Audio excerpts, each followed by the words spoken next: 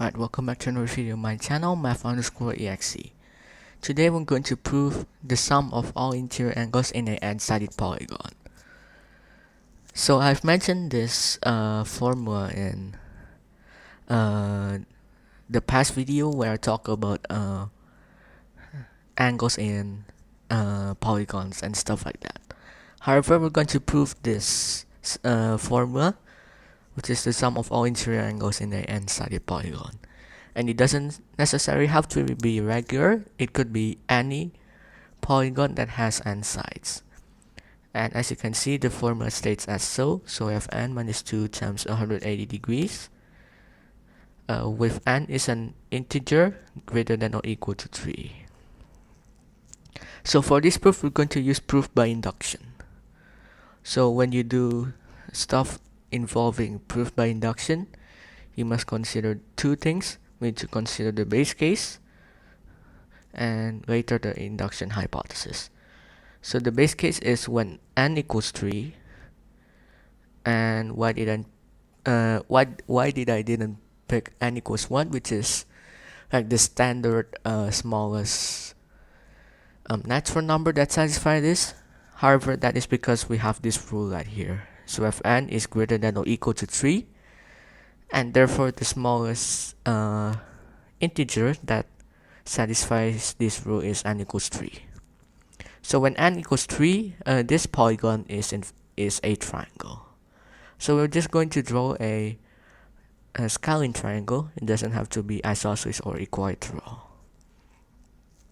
So first, I'm just going to label these points A, B, and C just for later. And to prove that the sum of all interior angles in a triangle is, well, if we substitute n equals 3 into the formula, we get 180 degrees. So to prove this, all we need to do is just to draw a parallel line passing point C, which is parallel to AB.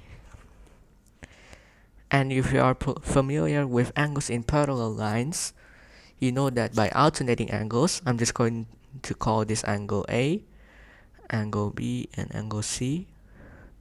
So angle A is equal to this angle right here, and angle B is equal to this angle right here.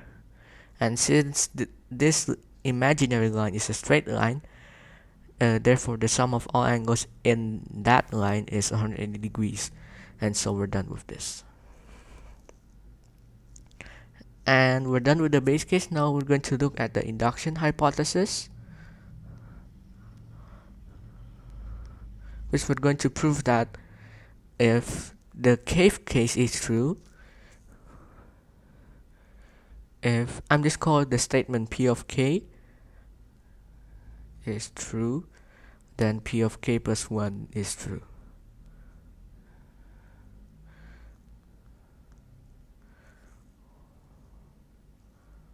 Or in other words, PK implies PK plus 1. Alright, for this, we're just going to draw the cave case, which is where the polygon has k sides. So how are we going to draw a polygon with k sides even though we don't know the value of k? So we can just draw something like this. So this is a polygon K.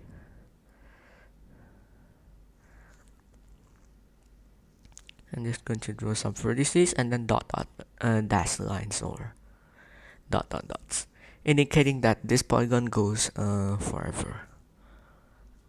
Well, it goes forever depending on the value of k, so yeah.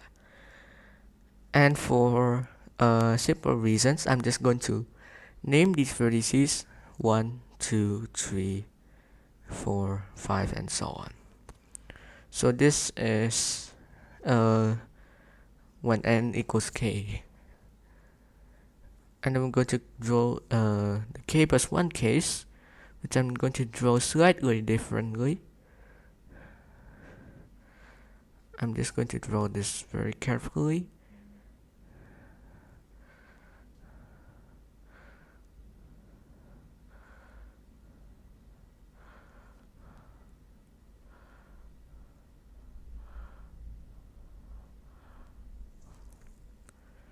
something like this. So I'm just going to name this vertices 1, 2, 3, 4, 5, 6, and so on. And this is a polygon with k plus 1 sides. Now here's the trick. I'm just going to draw a line connecting vertex 3 and vertex 5.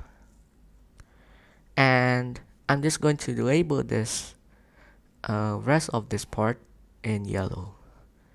So notice that this segment, or say polygon marked in yellow, is just the polygon with k sides. So I'm just going to write this polygon with k sides, while the other one is just a triangle. And if you notice, I'm just going to call this the sum of interior angles. I'm just going to call this angle I, and the k plus 1 case, which is the k plus 1 polygon, is actually equal to the sum of the interior angles and the polygon with k sides plus the sum of all interior angles in this little bit, which is a triangle, which is this bit shaded in red. So as we have noticed that the sum of all interior angles in a triangle is 180 degrees, so yeah. And using our formula above that we want to prove, we can just substitute each variable into the formula.